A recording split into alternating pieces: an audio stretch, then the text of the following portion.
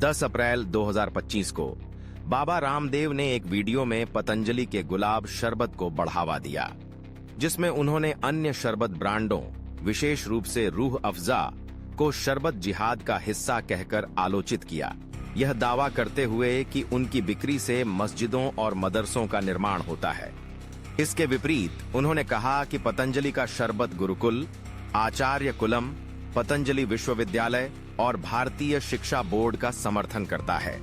यह video social media पर viral हो गया और व्यापक आलोचना का सामना करना पड़ा, जिसमें उपयोगकर्ताओं ने इसे सांप्रदायिक नफरत फैलाने और व्यावसायिक लाभ के लिए धर्म का इस्तेमाल करने का आरोप लगाया।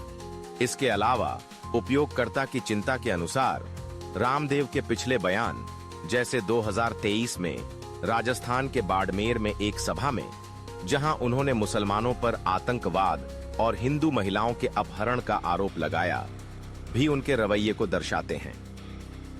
इन बयानों के लिए बिहार में उनके खिलाफ शिकायत दर्ज की गई थी, जिसमें कहा गया कि यह मुसलमानों की धार्मिक भावनाओं को ठेस पहुंचाता है। बाबा रामदेव की मुसलमानों के प्रति नफरत। बाबा रामदेव की हालिया शरबत जिहाद टिप्पणी, जिसमें उन्होंने अन्य शरबत ब्रांडों पर मस्जिदों और मदरसों के लिए फंडिंग का आरोप लगाया, को सोशल मीडिया पर सांप्रदायिक नफरत फैलाने के लिए आलोचित किया गया है। एक एक्स पोस्ट में एक उपयोगकर्ता ने कहा, लाला रामदेव, जो इस्लामोफोबिया को वैध मार्केटिंग रणनीति के रूप में इस्तेमाल कर रहे हैं ताकि एक व्यवसाय साम्राज्य बनाया जा सके।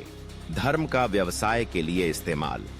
पतंजलि की मार्केटिंग रणनीतियों में धार्मिक और सांस्कृतिक थीमों का इस्तेमाल स्पष्ट है।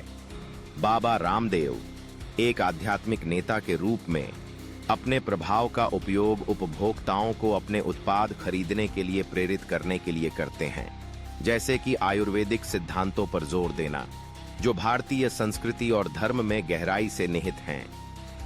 शरबत जिहाद विवाद में उन्होंने पतंजलि के शरबत को गुरुकुल और आचार्य कुलम जैसे हिंदू शैक्षिक संस्थानों का समर्थन करने के रूप में बढ़ावा दिया, जो धार्मिक भावनाओं को व्यवसाय के लिए इस्तेमाल करने का एक उदाहरण है। आलोचकों का मानना है कि यह धर्म का सौदा है, जहां धार्मिक भावनाओं का शोषण किया जाता है। बाबा रामदेव, एक प्रसिद्ध योग गुरु और पतंजलि आयुर्वेद के सह संस्थापक, ने कई बार ऐसे बयान दिए हैं जो विवादास्पद और तर्कहीन माने गए हैं। इनमें स्वास्थ्य, धर्म और सामाजिक मुद्दों पर टिप्पणियां शामिल हैं, जो अक्सर कानूनी और सार्वजनिक आलोचना का सामना करती हैं। कोरोनिल और कोविड-19 दावे। 2011 में पतंजलि आयुर्वेद ने कोरोनिल लॉन्च किया और बाबा रामदेव ने दावा किया कि यह कोविड-19 का इलाज है। यह दावा वैज्ञानिक सबूतों के अभाव में विवादास्पद था और दिल्ली मेडिकल एसोसिएशन DMA ने उन पर गलत जानकारी फैलाने का आरोप लगाया।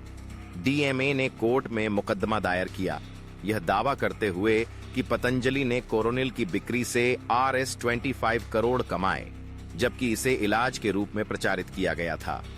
दिल्ली हाई कोर्ट ने समन जारी किए, लेकिन रामदेव को बयान देने से रोकने से इनकार कर दिया, यह कहते हुए कि उनकी अभिव्यक्ति की स्वतंत्रता है अदायब है। कोर्ट ने सलाह दी कि वे आधुनिक चिकित्सा की प्रभावशीलता पर बात न करें, लेकिन औपचारिक जवाब के बिना कोई प्रतिबंध नहीं लगाया।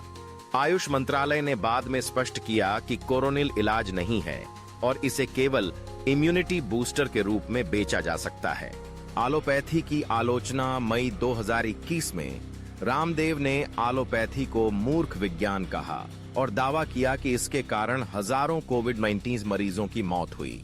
उन्होंने ऑक्सीजन सिलेंडर ढूंढने वाले मरीजों का मजाक उड़ाया, कहते हुए, भगवान ने मुफ्त ऑक्सीजन दी है, क्यों नहीं उसको सांस लेते?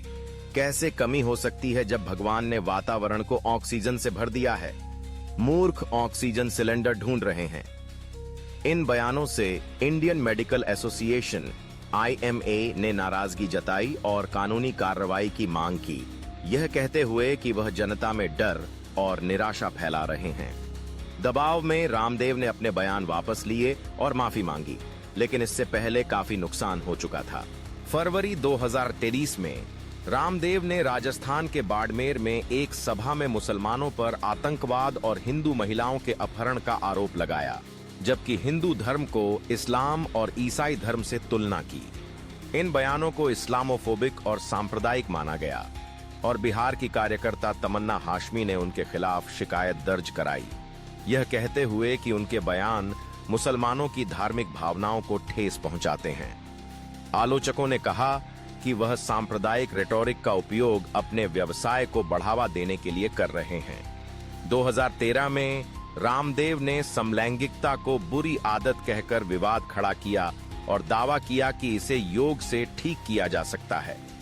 इन टिप्पणियों को होमोफोबिक और अवैज्ञानिक माना गया, जिससे चिकित्सकों ने उनकी आलोचना की।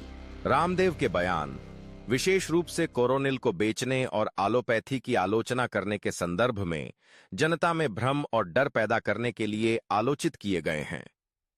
उनके सांप्रदायिक और धार्मिक टिप्पणियां सामाजिक तनाव को बढ़ाने के लिए जिम्मेदार मानी गई हैं। यह प्रतीत होता है कि उनके बयान अक्सर उनके व्यवसाय को बढ़ावा देने और उनकी विचारधारा को प्रचारित करने के लिए उपयोग किए जाते हैं, जिससे नैतिक और कानूनी सवाल उठते हैं।